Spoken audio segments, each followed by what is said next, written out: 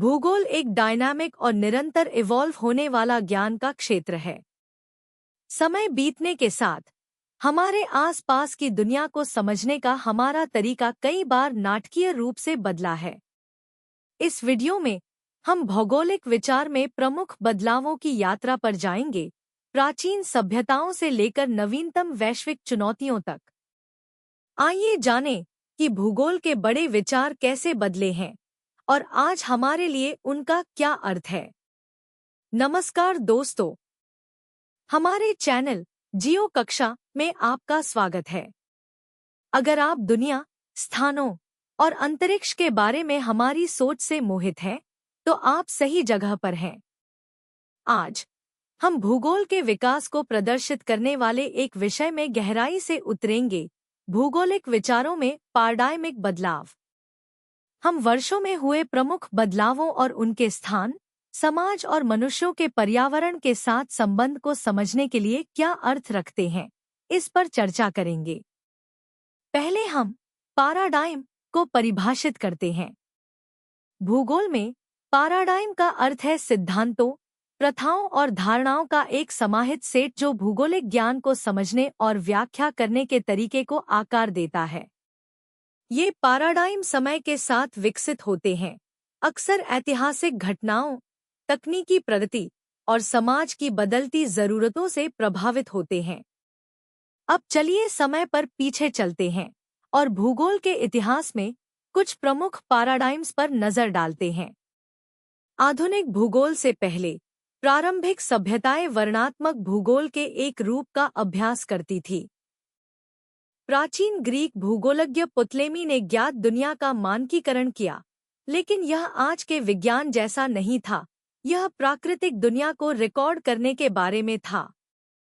मध्यकालीन युग के दौरान भूगोल दार्शनिकता और धर्मशास्त्र से निकटता से जुड़ा था, अक्सर एक समग्र दृष्टिकोण से दुनिया को समझने पर केंद्रित था।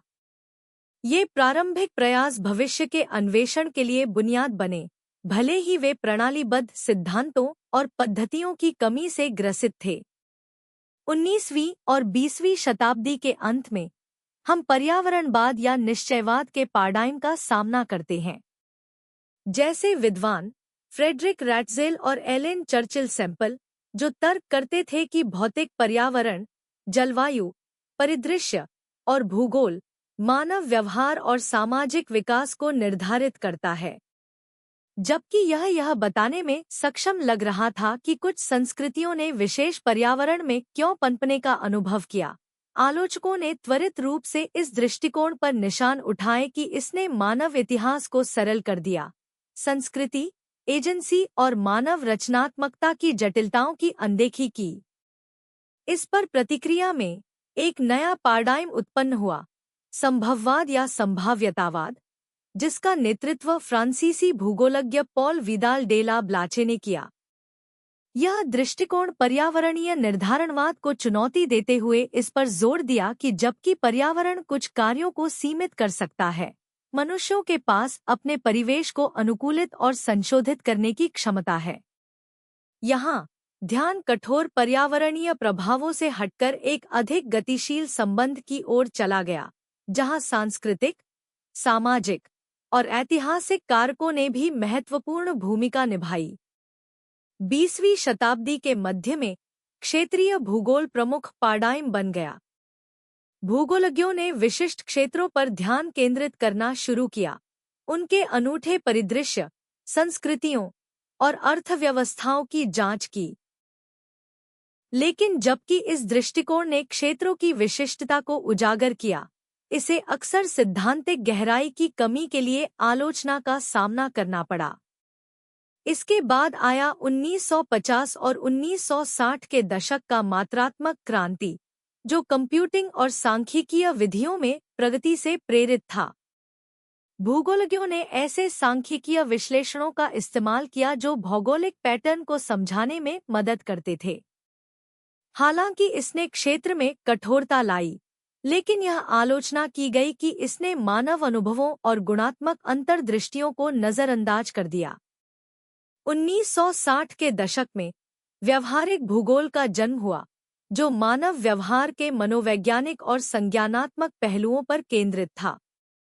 यह पैराडाइम यह समझने की कोशिश करता था कि लोग स्थान के बारे में कैसे सोचते हैं, उसके साथ कैसे इंटरैक्ट करते हैं और इस पर निर्णय लेते हैं। हालांकि आलोचकों ने यह कहा कि यह कभी-कभी व्यक्तिगत व्यवहार पर व्यापक सामाजिक और संरचनात्मक प्रभावों की अनदेखी करता है। फिर 1970 के दशक में मानवतावादी भूगोल उभरा, जो लोगों के स्थानों के साथ भावनात्मक और विषयगत अनुभवों पर केंद्रित था। यीफू टुअन का टोपोफिलिया, स्थानों के लिए प्रेम, इस दृष्टिकोण का एक महत्वपूर्ण हिस्सा बन गया। हालांकि इस दृष्टिकोण ने हमें यह समझने में मदद की कि लोग स्थानों को कैसे अर्थ देते हैं, लेकिन इसे अपनी विधायी स्थिरता में चुनौतियों का सामना करना पड़ा। 1970 और 1980 के दशकों में क्रिटिकल भूगोल उभरा, जो मार्क्सवादी और नारीवादी दृष्टिकोण से प्रभावित था। इस पैराडाइम ने भूगोल की परीक्षा शक्ति, असमानता और सामाजिक न्याय के परिप्रेक्ष्य से की प्रमुख नैरेटर को चुनौती दी और हाशिए पर के समूहों को आवाज दी। इसने भूगोल और राजनीति के अंतर्संबंध में आवश्यक अंतर्दृष्टियों को प्रदान किया, लेकिन कभी-कभी व्यक्तिगत एजेंसी और अनुभवों पर पर्याप्त ध्यान नहीं दिया। जब हम 20वीं शताब्दी के उत्तरार्ध और 21वीं शताब्दी के शुरुआत में पहुंचे, तब पोस्टमॉडर्न भूगोल जैसे पैराडाइम ने बड़े नैरेटर की चुनौती दी, विविधता और बहुलवाद पर जोर दिया। नारीवादी भूगोल ने स्थान के लिंगभावित स्वभाव को उजागर किया, जबकि नई सांस्कृतिक भूगोल ने यह जांचा कि सांस्कृतिक प्रथाएं स्थानों को कैसे आकार देती हैं।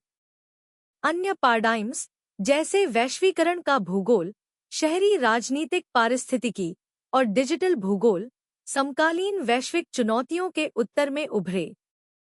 अंत में हम यह कह सकते हैं कि भूगोल किसी भी शैक्षणिक अनुशासन की तरह हमेशा विकसित हो रहा है।